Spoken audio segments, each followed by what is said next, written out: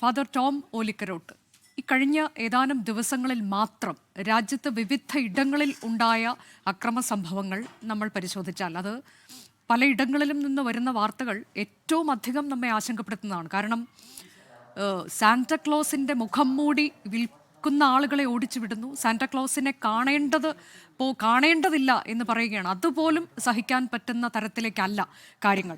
അതുപോലെ ഈ ക്രിസ്മസ് ആഘോഷങ്ങൾ എവിടെയൊക്കെ നടക്കുന്നുണ്ടോ അത് തടസ്സപ്പെടുത്താൻ പ്രത്യേകിച്ച് ചില സംസ്ഥാനങ്ങളിൽ നടക്കുന്ന നീക്കങ്ങൾ.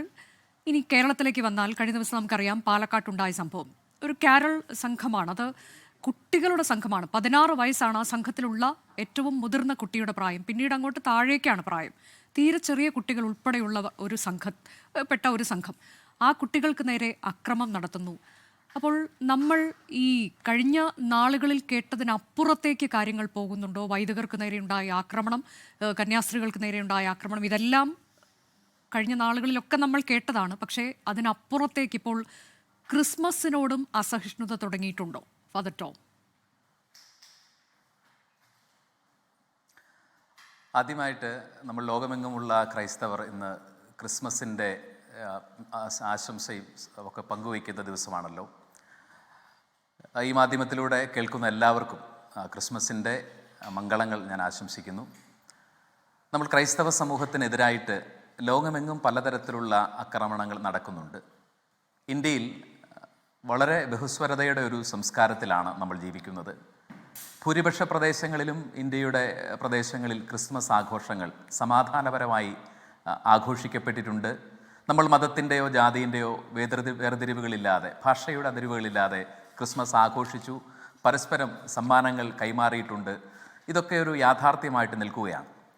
ആ യാഥാർത്ഥ്യം നമ്മുടെ മുൻപിലുള്ളപ്പോഴും ചിലയിടങ്ങളിൽ നിന്ന് അസഹിഷ്ണുതയുടെ പ്രകടനങ്ങൾ വർദ്ധിച്ചു വരുന്നതായിട്ട് നമ്മൾ കണ്ടുകൊണ്ടിരിക്കുന്നു. അതൊരു ഭാരതത്തിൻ്റെ പൊതുവായൊരു വികാരം എന്നതിനേക്കാൾ ഉപരി നമ്മൾ ഒറ്റപ്പെട്ടത് എന്നാണ് ഇങ്ങനെയുള്ള സംഭവങ്ങളെ പൊതുവായി നമ്മൾ വിശേഷിപ്പിക്കുന്നത്.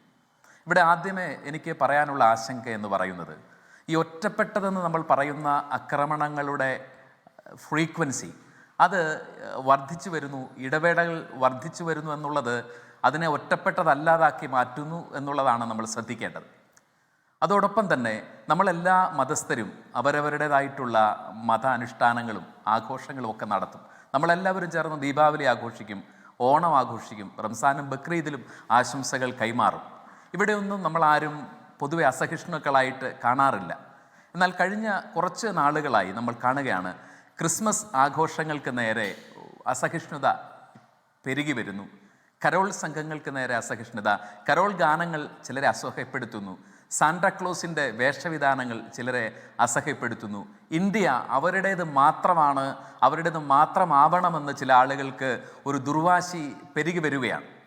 ഇവിടെ നമ്മൾ ഈ ഒരു വിഷയത്തിൽ പെരുകി വരുന്ന ഈ ഒരു അസഹിഷ്ണുതയെ ഇന്ത്യയെ ചില ആളുകൾ അവരുടെ മാത്രമാക്കി മാറ്റാനുള്ള ശ്രമത്തെ, ഇതിൻ്റെ ബഹുസ്വരമായ സംസ്കാരത്തെ ഒരു ഏകശിലാരൂപമായിട്ടുള്ള സംസ്കാരമായിട്ട് അപനിർമ്മിക്കാൻ ആരെങ്കിലുമൊക്കെ ബോധപൂർവം നടത്തുന്ന ശ്രമങ്ങളെ നമ്മൾ ശക്തമായി അപലപിക്കുകയും, ഇന്ത്യ അങ്ങനെ ഒരു ഏകശിലാരൂപമായ സംസ്കാരമില്ല, ഇത് നൂറ്റാണ്ടുകളും സഹസ്രാബ്ദങ്ങളുമായിട്ട് ബഹുസ്വരമായി എല്ലാവരും ചേർന്ന് പല ജാതിയും പല ഭാഷയും പല സംസ്കാരങ്ങളും ഇഴചേർന്ന് വളർത്തിയെടുത്ത കെട്ടിപ്പടുത്ത ഒരു മഹത്തായ സംസ്കാരമാണ്.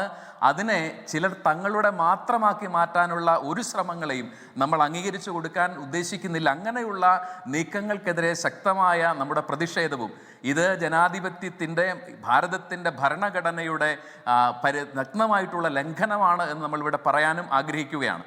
അതോടൊപ്പം തന്നെ ഈ ക്രിസ്മസിനോടനുബന്ധിച്ച് ഈ വർഷം രാജ്യത്തിൻ്റെ പലയിടങ്ങളിൽ, ഛത്തീസ്ഗഡിൽ, അതുപോലെ തന്നെ നമ്മൾ പലയിടങ്ങളിൽ ഇങ്ങനെയുള്ള ബാംഗ്ലൂരിൽ ഇങ്ങനെയുള്ള അസഹിഷ്ണുതകൾ നമ്മൾ കാണുന്നുണ്ട്.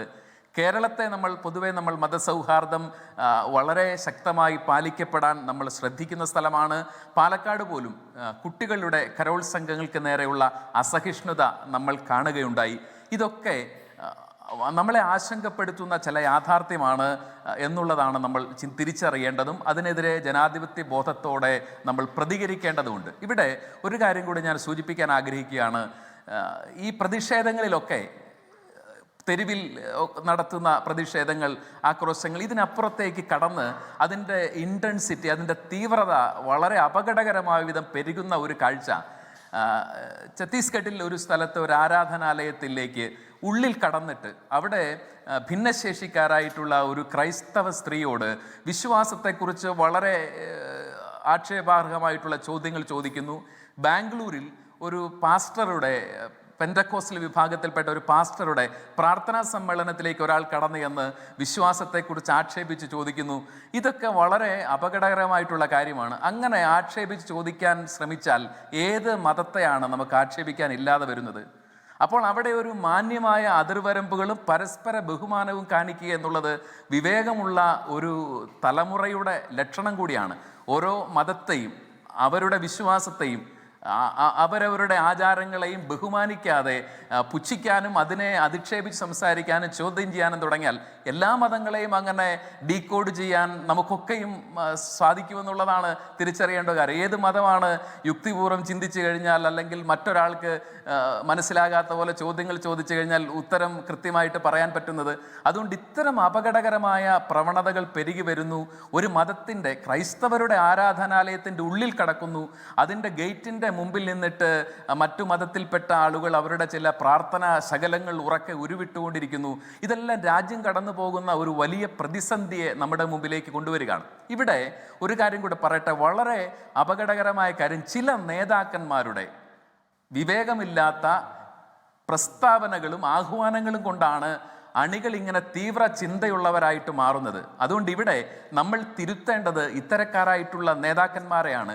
ക്രിസ്തുമസിനെ ആഘോഷങ്ങളെ നിയന്ത്രിക്കപ്പെടണം, ഇവിടെ ആരും ക്രിസ്മസ് ആഘോഷിക്കാൻ പാടില്ല തുടങ്ങിയ തരത്തിലുള്ള വളരെ അപകടകരമായിട്ടുള്ള പ്രസ്താവനകൾ ചില നേതാക്കന്മാർ നടത്തുകയും അണികൾ ചിന്താശേഷിയില്ലാതെ അത് ഏറ്റെടുക്കുകയും അത് വിദ്വേഷകരമായ ഒരു ഇതരമത വിദ്വേഷത്തിൻ്റെ അങ്ങേയറ്റത്തെ പ്രകടനമായിട്ട് മാറുകയും ചെയ്യുന്നു എന്നുള്ളതാണ് നമ്മൾ കാണുന്നത്. അപ്പോൾ അത്തരക്കാരായിട്ടുള്ള നേതാക്കന്മാരെ നിയന്ത്രിക്കാൻ ഭരണകൂടങ്ങൾ, രാഷ്ട്രീയ പ്രസ്ഥാനങ്ങൾ സത്വരമായിട്ടുള്ള ഒരു ശ്രദ്ധയും ഒരു ഇച്ഛാശക്തിയും കാണിച്ചില്ലെങ്കിൽ ഈ രാജ്യം ഇത്രയും നാൾ കൊണ്ട് കെട്ടിപ്പടുത്ത മഹത്തായ മതേതര സംസ്കാരത്തിന്, ഞാൻ ഒരിക്കൽ കൂടി പറയാൻ ആഗ്രഹിക്കുന്നു, 1947 ഇന്ത്യയുടെ മുമ്പിൽ 2 ചോയ്സ് ഉണ്ടായിരുന്നല്ലോ.